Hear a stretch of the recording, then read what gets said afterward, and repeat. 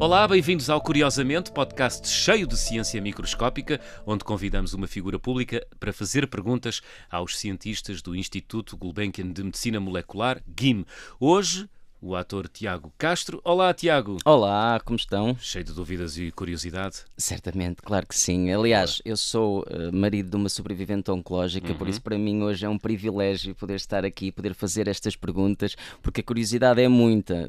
Há 10 anos que estamos juntos e muitas também já são, muitos são os episódios, as conferências das quais eu já partilhei, mas nunca assim com esta oportunidade de estar frente a frente. Muito bem, hoje vamos falar sobre cancro, ou melhor, sobre uma determinada forma de luta contra o cancro.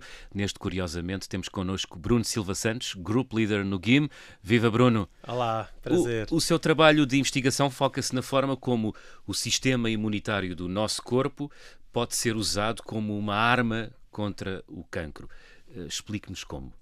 Muito bem, então o nosso sistema imunitário são conjuntos de glóbulos brancos que nós temos em circulação no nosso sangue e eles são altamente especializados a combater infecções, por isso temos vacinas contra vírus, bactérias, parasitas, mas também têm esta capacidade de destruir células tumorais. E por isso nós trabalhamos neste acordar do sistema imunitário, dos doentes, naturalmente, para combater o cancro que, entretanto, se desenvolveu no seu corpo. E, em particular, no meu laboratório, nós fazemos o que se chama terapia celular. Isto é, tiramos células do sangue e expandimos, multiplicamos no laboratório para termos milhões de células capazes de destruir o tumor, que em muitos casos é grande, agressivo e que precisa, portanto, de um exército altamente especializado. Portanto, vocês são um multiplicador de exércitos. Sim, sim. Conseguimos fazer assim. um exército cada vez maior e cada vez mais potente. Okay. Portanto, no fundo, o nosso melhor aliado, o melhor aliado contra o cancro somos nós próprios, certo? O nosso sistema imunitário. Depois de tantos anos a estudá-lo, o que é que ainda mais o fascina no corpo humano? Pois, a pergunta que me fascina mais é exatamente como é que estas células, já agora as células que nós trabalhamos, chamamos linfócitos T, são células T. O T vem de timo, que é o órgão onde elas são produzidas no nosso organismo, mas a pergunta que mais me fascina é como é que elas distinguem o cancro, neste caso, de um tecido saudável. Porque se nós pensarmos um tumor, seja em que órgão for, ele desenvolve-se com células nossas, do nosso corpo. Exato. E o nosso sistema imunitário e estes linfócitos T têm de ser muito capazes de distinguir a célula tumoral e destruí-la, mas poupar as células saudáveis ao lado, que são essenciais à vida. Por exemplo, o cancro do pulmão, que é o cancro que mata mais gente ainda à escala mundial, nós temos um tumor no pulmão que é um órgão essencial, se não respirarmos morremos. E então os linfócitos T têm de destruir o tumor e poupar todas as células do epitélio pulmonar que são essenciais à atividade de respirarmos. E esta distinção do que é aberrante, do que é absolutamente normal e que deve ser tolerado, é fascinante e muito complexo. Bruno, como é que decidiu, escolheu, percebeu, descobriu que o caminho de luta contra o cancro passava por este tipo de glóbulo branco, os linfócitos T gama-delta? É Gama-delta, exato. Temos estas letras gregas Sim. para complicarem a conversa, mas de facto eu treinei em Londres com a pessoa que descobriu estes linfócitos T gama-delta. Ele chama-se Adrian Hayday, em inglês, e descobriu estas células nos Estados Unidos, estava a treinar nos Estados Unidos, em 1984. E quando eu fui treinar com ele, em 2002, ele tinha publicado um artigo no ano anterior a mostrar que estas células no ratinho protegiam o ratinho contra tumores. E, portanto, ele tinha feito o ensaio com tumores cutâneos aplicados no ratinho e tinha visto que ratinhos sem estes linfócitos T gama-delta desenvolviam muito mais tumores. A diferença era gigante. Só para dar uma ideia, os ratinhos saudáveis tinham 15 vezes menos tumores em termos de número e volume do tumor do que os ratinhos sem estas células gama-delta. Ele fez todo este trabalho em ratinho e eu pensei que gostava de ver se as células humanas, porque nós humanos temos este mesmo subtipo de linfócito T que os ratinhos têm, se as células humanas podiam ser manipuladas para fazer uma imunoterapia para doentes com cancro, humanos, portanto, em vez de ser os ratos. E são capazes. Portanto, foi isso quando eu montei o meu laboratório, na altura o IMM, agora parte do GIM. O que nós fizemos foi desenvolver um processo, que neste caso demora 2 semanas, para tirarmos os linfócitos T, os tais gama-delta, que são muito raros no sangue humano, e multiplicá-los. Por cada célula que nós tiramos do sangue, produzimos 1000 células iguais. E então, por este fator de multiplicação de 1000, nós temos finalmente milhões de células que podemos usar para tratar doentes. Antes deste processo, foi o grande desenvolvimento que nós tivemos fizemos no nosso laboratório em 2010, era impossível ambicionarmos termos uma imunoterapia focada nestes tais linfócitos T gama delta. Muito bem. Explicado o processo, está toda a gente a fazer esta pergunta. Que resultados é que já conseguiram até agora? E se este poderá ser o caminho para a descoberta, por exemplo, de uma vacina contra o cancro? Muito bem, portanto o que nós fizemos foi, depois de termos este processo, já agora este processo demorou-nos 2 anos a descobrir como otimizá-lo, o que nós fizemos foi testar as células finais após as 2 semanas de multiplicação contra vários tipos de cancro, leucemias e outros cancros do sangue, mas também cancros ditos sólidos como o cancro coloretal, que na verdade em Portugal é o cancro que mata mais pessoas em Portugal, à frente do cancro do pulmão.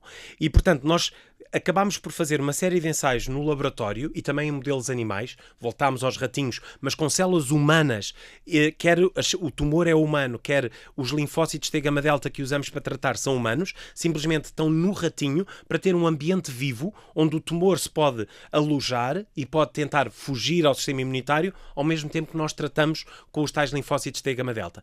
E mostramos que as nossas células eram capazes de controlar e impedir que o tumor alastrasse, disseminasse, e os resultados foram tão positivos que as nossas células já estão em ensaios clínicos em doentes com cancro nos Estados Unidos, neste caso com um tipo de leucemia, de um cancro do sangue, e os resultados que vão sair este ano vão mostrar que as nossas células são seguras, as células humanas, podem ser dadas naqueles números muito elevados com segurança a doentes oncológicos, e por isso nós podemos agora até fazer outra coisa, que é aumentar a potência das células, já que elas são seguras, para tentar controlar os cancros mais agressivos. Boa. A vacina vem aí? A vacina. A palavra vacina muitas vezes cria a expectativa de prevenir, não é? Porque nós, quando vacinamos contra o sarampo, queremos evitar ter sarampo. Sim. E contra o cancro é um problema grave, porque que cancro queremos prevenir? Cada cancro é uma doença e cada subtipo de cancro são uma data de doenças. Por isso é muito difícil ter uma vacina universal para o cancro. Vai sempre ser uma vacina personalizada, ou seja, se houver uma história hereditária de um tipo de cancro, por exemplo, cancro da mama numa família em que há mutações, aí sim podemos pensar em vacinas claramente contra essas mutações. Mas para os cancros que são, a grande maioria, 95%, que são ocasionais, arbitrários, não de natureza hereditária, nesse caso é muito difícil termos uma vacina. O que é que para si vai ser a vitória nesta luta? O que é que considera uma vitória? Dado que é tão complexo o avanço científico, são tantas doenças, o cancro são centenas de doenças diferentes. Será transformar o cancro numa doença crónica? É uma ótima pergunta e lá está, pelo cancro ser tão complexo, a resposta pode ser diferente para vários tipos de cancro. No melanoma, o que nós queremos é curar mesmo. A imunoterapia que já está em prática, pensa-se que terá curado os primeiros doentes a serem tratados com imunoterapia. Eles foram tratados há 15 anos, o cancro não voltou e a perspectiva é de estarem curados. Okay. Para outros tipos de cancro, se calhar não vamos conseguir a cura e vamos precisar de torná-lo uma doença crónica, controlada, de tal forma que a pessoa vai morrer de velhice e não de cancro, não é? Exato. E, portanto, cada cancro, a expectativa pode ser diferente, mas nós, imunologistas, vamos tentar pôr o pé no acelerador rumo à cura. Se conseguirmos a cura, ficamos satisfeitos. Se não conseguirmos e controlarmos e a pessoa não morrer de cancro, também ficamos satisfeitos. Portanto, será sempre um ganho, desde que a pessoa não morra de cancro. O objetivo é não morrer de cancro. Exatamente. Olha, a minha mulher teve um linfoma não Hodgkin há 20 anos, ela tinha 13 anos na altura, portanto já passaram 20 anos. Eu sei que a sua área não é o acompanhamento clínico dos doentes, mas é alguém que desenha os tratamentos do futuro também. E da perspectiva da ciência que faz hoje, o que é que mudou nestas 2 décadas que possa descansar o coração de quem já ultrapassou esta doença há tanto tempo?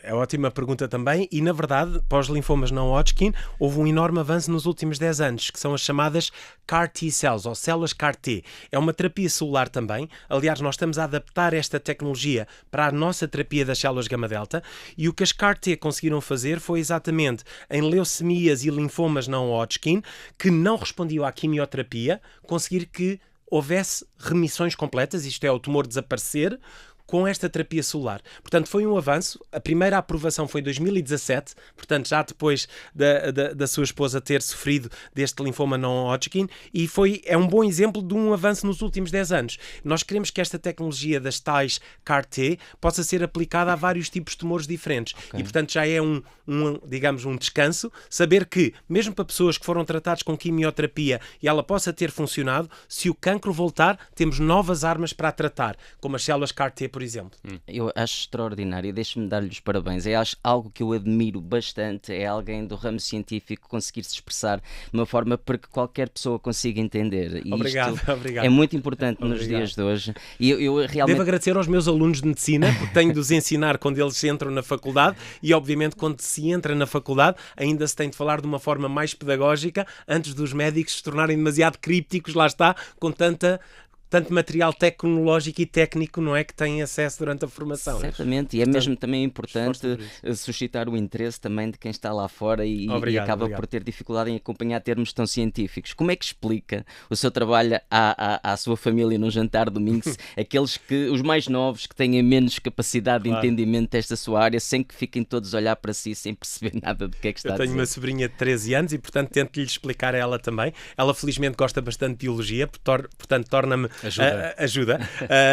Mas em todo o caso, no caso do sistema imunitário e das terapias solares, ela é muito permissiva a metáforas muito bélicas, não é? Porque é esta ideia de exército. Isso. E portanto o que eu tento sumarizar é, nós temos no nosso sangue uma série de soldados, mas são no fundo os tais recrutas da tropa. Não sabem fazer quase nada, estão ali e precisam de ser treinados. E o que nós fazemos, por exemplo, no nosso laboratório, é em 2 semanas converter recrutas inexperientes em comandos.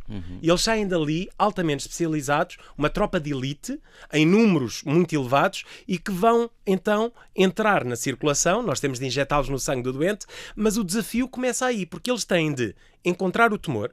O tumor muitas vezes está camuflado, como acontece numa guerra, e eles têm de conseguir distingui-lo, destruí-lo e ao mesmo tempo não destruir o meio à volta, não é? Porque se destruírem, por exemplo, o que os americanos fizeram no Vietnã, também não é uma boa ideia. E, portanto, é toda esta batalha em controlar os efeitos secundários, mas ser bastante eficaz, porque o pior no cancro é, nós destruímos, mas não erradicamos. E o tumor monta um contra-ataque. O contra-ataque pode ser terrível. Porquê?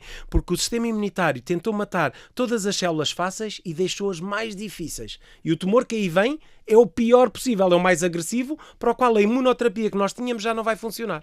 E então aí temos um problema. Portanto, é toda esta batalha que eu tento explicar e com ela mostrar que nós vamos continuar a investigar para que, no final, nós ganhemos a guerra. Sabe que quando o Bruno está a falar, aquilo que me vem à cabeça são os desenhos animados Era Uma Vez a Vida. Adorava, claro. Foram parte da minha escolha de ir para o ramo da biologia e da bioquímica, boa. sem dúvida. Sim, foram uma grande inspiração. Porque esse exército que tanto fala, eu estou tão habituado, já não os vejo há mais de 30 anos, mas é claro que me lembro perfeitamente desses exércitos. Eram fantásticos e tornavam aquilo que se lia nos livros muito mais vivo e muito mais interessante, de Exatamente. facto. Portanto, Era Uma Vez a Vida era fantástico. Tal como Era Uma Vez o Espaço. Também podia ter ido para a astronauta, mas preferi a ciência biológica. Muito bem. Bruno Silva Santos, muito obrigado. Foi fantástica a prazer. explicação que aqui nos deixou. Obrigado também ao ator Tiago Castro. Muito Obrigado, obrigado. Obrigado. Satisfeito com as respostas do Bruno Silva Santos? Claro Sem que sim. dúvida, é o que foi que eu disse. Torna tudo tão simples e é de fácil entendimento que esta conversa é tão prazerosa. Muito obrigado. Obrigado Aos dois. Curiosamente que regressa dentro de 15 dias com mais novidades do mundo científico com escala micro, mas com potencial macro. Até lá.